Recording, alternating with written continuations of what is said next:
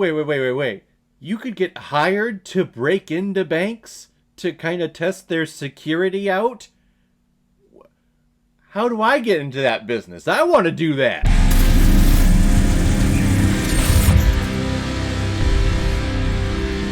Sneakers, released in 1992 and is directed by Phil Alden Robinson, who is also behind such films like Field of Dreams and The Sum of All Fears. And this movie is starring Robert Redford, Dan Aykroyd, Ben Kingsley, Mary McDonnell, River Phoenix, David Stratham, and Sidney Poitier. They call me Mr. Tibbs. And the reason why we're talking about sneakers today is because it was a PayPal recommendation and donation from one of my OG supporters and subscribers on this channel, one of the first people to ever support me and make PayPal donations, Mr. and Mrs. Rusted Beetle. Thank you very, very much. It's been a while since I've heard from you, so happy to hear that both of you are doing well, and thank you for recommending this movie. I feel like I've seen this poster or like this VHS cover at the movie store growing up, but of course, you know, it wasn't Disney or it wasn't superheroes back then, so as a kid, I would never have watched this thing, but as an adult, I definitely would, because I know who all these actors are, and it's really cool kind of seeing all of them in like their 40s and 50s in a film like this, in a heist movie like this. It's actually pretty cool. And also, fun fact, in the shoe industry, base their name of the sneaker on this movie, and I base that on absolutely nothing. Robert Redford plays Martin Bryce, who owns his own security company, specializing in penetration testing, if you know what I mean. But one day, the NSA comes a-knockin' and asks Martin and his team to infiltrate a very smart scientist's laboratory to retrieve this little black box. Little do they know that this little black box is a microchip designed to decode every single computer in the world. So you can imagine every single government on this planet would love to have a microchip like that can crack in and break in to any countries around the world into their security protocols, into their funding, and just mess around. 1992, what a fun time. This was back when the internet was in its infancy. People really didn't know what it was. People were making fun of it on Good Morning America. Oh gosh, how far we have come. We live in a society now where we are so dependent on the internet that if it ever went out and if it was ever deleted, we as a people in this world would be like, how do I live? Like, what is the purpose of living? And we would probably end ourselves. So thank God we have people like Robert Redford's Martin Bryce keeping all of that intact, because internet is very, very important. That has to be the coolest job to have a team that specializes in breaking into buildings, like breaking into banks or universities or government buildings, just to test out their security systems and the security protocols. Like, I seriously want that job.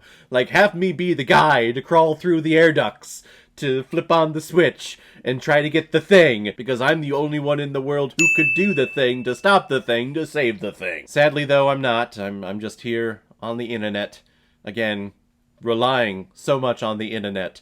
So if people like Robert Redford didn't do their stuff, you know, in the 90s, I probably wouldn't be here right now doing this. Now, you would think a movie like this, where it deals with codes and encryptions back in like the early 90s, you would think that this movie would date itself and that it would be out of date watching it in today's standards, but actually no. This movie is 30 years old this year, and it still holds up. Robert Redford to me is always going to be that poster boy for what like American males wish they could be when they grow up to be in their 40s and their 50s.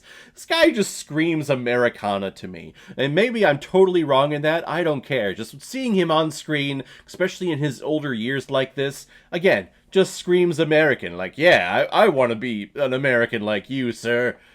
Sidney Poitier is here, who is a legendary actor in his own right, and it's great seeing him on screen with a Robert Redford, because they own the scene whenever they're on screen. They're fantastic. And we have a young David Stratham in here. It took me a while to recognize him, because I always see him just with like a ton of wrinkles on his face nowadays, but back then he didn't have all the wrinkles.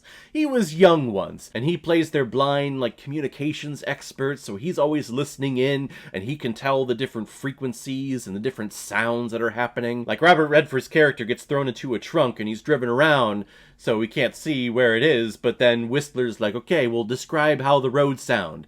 Was it bumpy? Was it gravelly? Did you hear bumps along the way? And from that, he is able to determine where the evil guy's headquarters is by following the roads in the city. Yeah, okay, maybe this movie is not entirely believable. But you go along with it for just a little bit, and it's kind of cool. I had no idea that the kid in this movie is River Phoenix. The only thing I know him from is the prologue to Indiana Jones and the Last Crusade. So to read off his name in the cast list, like, oh, that's River Phoenix. He did do things outside of, like, Stand By Me and Indiana Jones. That's cool. And a young Ben Kingsley is here, and he is our antagonist. He is the villain, but he has reasons behind why he's doing the evil things that he's doing. Again, him, Robert Redford, when they're on screen, just two actors that have so much clout and gravitas behind them that, yeah, you totally buy into whatever roles that they're playing into. It's great. The heist itself is a lot of fun. There's a moment where Robert Redford is in the room to get the thing, and he can't move faster than 2 inches a second, so he has to move very slowly or else the sensors will read him up and then everything's gonna lock down. But, of course, with any heist movie, something goes wrong.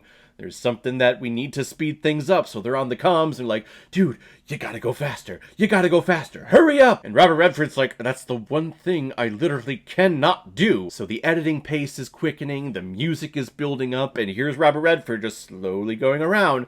Me as an audience member, I'm sitting there going like, oh my god, freaking move, man, fucking move! It's a fun little heist with a really enjoyable cameo at the end. I'm not gonna spoil it for those of you that haven't seen it, but it was kind of just like a nice little bow attached to literally everything. Like, all the problems and everything that the characters want, they get in the end. And that cameo is awesome. This movie was actually a lot of fun. Is it anything special? Is it something that I'm gonna go back and craving to see? No, but it still was a really fun time, and these actors, these performers are great. I'm gonna give Sneakers 3.5 out of 5 Blu-rays. I am above average. Alright everyone, now comes my favorite part of my video is where I pick which movie I'm going to be watching next, and this movie, the sequel to one of the biggest films in the history of Marvel Studios, comes out, so in honor of that, I think I need to go back and watch the original, so next time we are going to be watching Black Panther. I believe it's the first superhero film to ever be nominated for Best Picture, which I gotta say is a little disheartening because The Dark Knight definitely should have been back in 2008,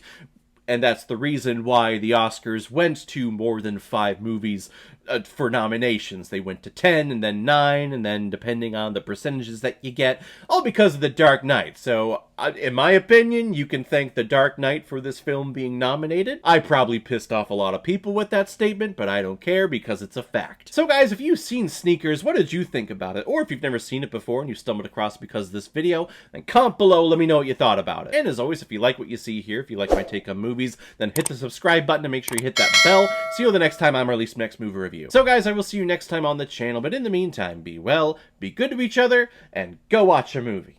Take care, guys.